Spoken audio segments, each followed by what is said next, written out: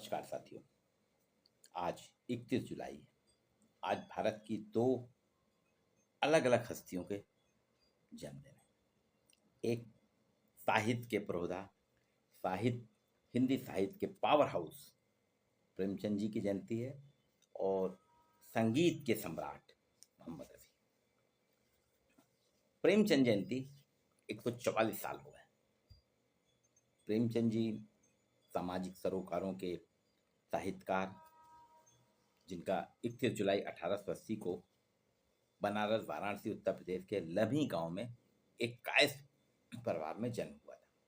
माँ का नाम आनंदी देवी था, पिता का नाम मुंशी अजैब राय था।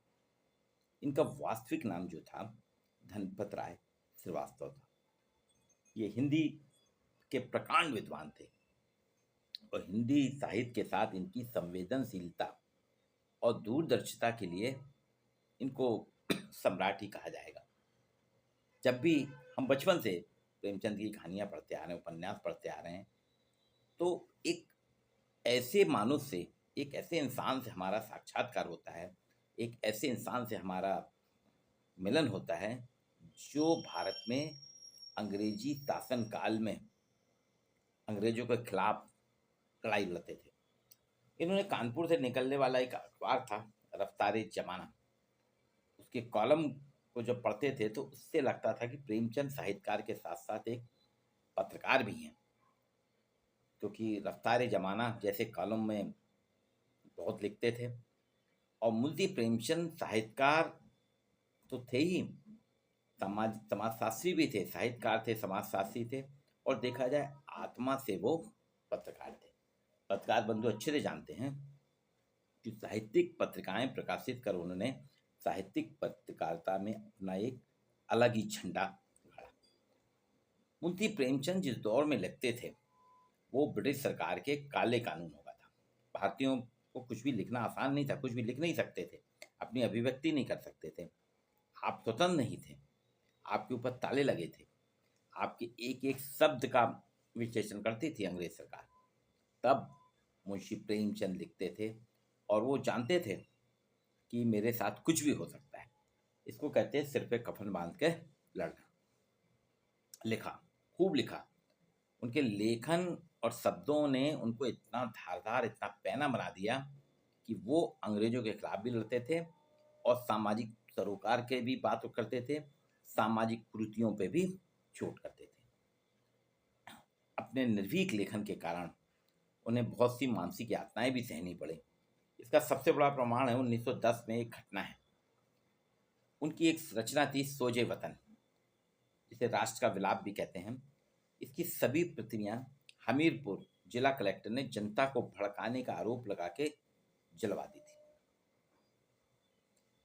लेकिन नवाब राय के नाम से लेखन करते थे उस वक्त मुंशी जी प्रेमचंद, तो बहुत ही मानसिक चोट हुई उनके ऊपर, मानसिक यातना हुई। 2-3 दिन निकल गया उसके बाद, पर विचलित नहीं हुए वो। उनकी कलम, उनकी लेखनी रुकी नहीं, चलती रही, निरंतर चलती रही।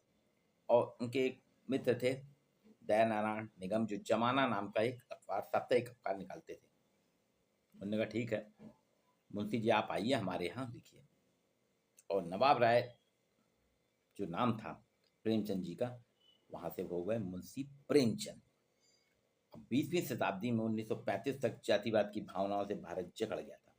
अभी भी जकड़ा हुआ है। अभी भी देखिए, पूरा राजनीतिक दलों के लिए सिर्फ जाति ही महत्वपूर्ण है। जाति को ख़त्म नहीं करना चाहते, जाति को बहुत बढ़ा चढ़ा के प्रस्तुत कर रहे हैं, जाति जनगणना की बात कर रहे हैं, जाति प्राथमिकता की बात कर, हर जगह जाति की बात कर रहे हैं। उस वक्त तो बहुत ज़्यादा थी जातिवाद की भावना, सांप्रदायिक संकीर्णता थी, ऊंच नीच का भेदभाव था।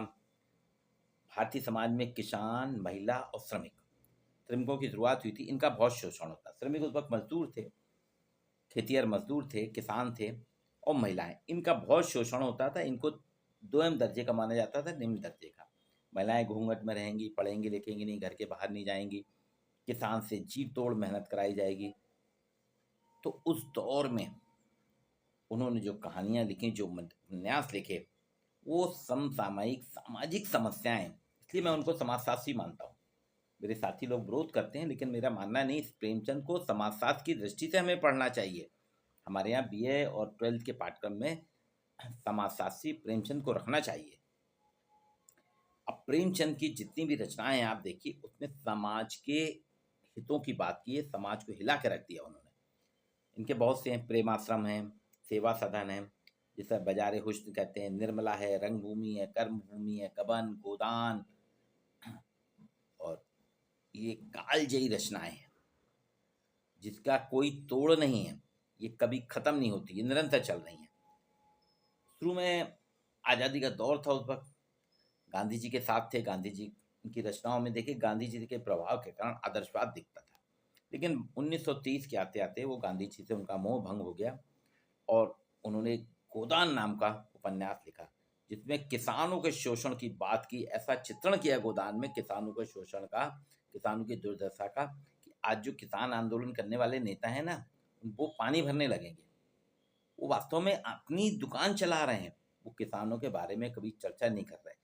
लेकिन प्रेमचंद का अगर कोई भी किसान नेता, किसान आंदोलन करने वाला, जितने भी राजनीतिक दल हैं और गैर राजनीतिक दल है जो किसान आंदोलन, किसानों के नेता बनते हैं, अगर वो गोदान उपन्यास पढ़ लें तो उनको किसानों की सारी व्यथा समझ में आ जाएगी।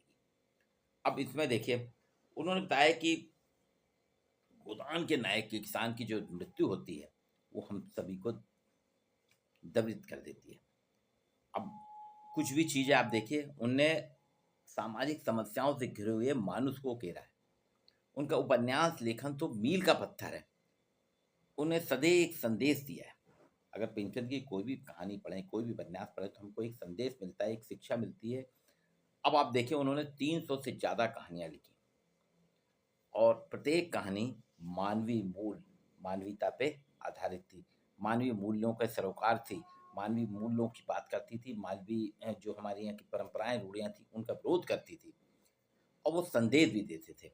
एक ईदगाह कहानी है, उसमें एक बच्चा जाता है, वो अपनी माँ के, सब बच्चे खिलौने लेते हैं, वो 2 पैसा लेके जाता है और 2 पैसे से चिमटा लाता है। उसने देखा उसकी माँ जो रोटी बनाती है उसकी उंगलियां जल जाती हैं।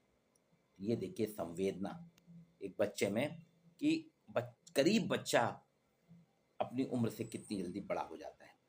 उनकी दूरदृष्टि थी, संवेदनशीलता थी, कि उन्होंने ईदगाह में उस बच्चे में एक के माध्यम से संदेश दिया।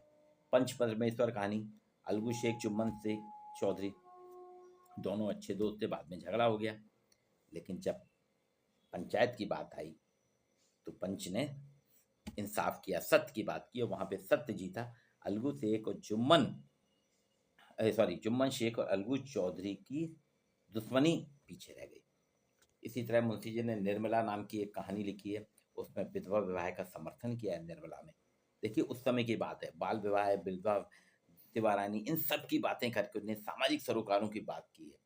इसलिए एक कवि साहित्यकार अजहर हाशमी, वो तो प्रेमचंद की जयंती पर उन्होंने लिखा एक लेख, तम की तानाशाही का तिलिस्म तोड़ती है मुंशी जी की कहानियों में जलती मानवीय मूल्यों की मशाल।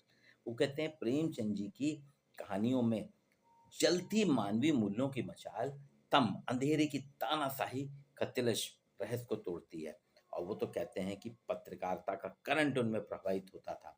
वो मुंशी जी हिंदी साहित्य के एक ऐसे पावर हाउस थे, हिंदी साहित्य के एक ऐसे पावर हाउस थे जिसमें पत्रकारिता का करंट फ्लो होता रहता था। आज उनकी जयंती है, तो हम सभी को उनकी जयंती पे कम से कम उनकी एक कहानी पढ़ना चाहिए। नेट पे सब उपलब्ध है, एक कहानी पढ़ें, और अगर खरीद सकते हैं उनका उपन्यास, उपन्यास भी खरीदें। आज के लिए इतना ही। वीडियो को लाइक और शेयर कीजिए।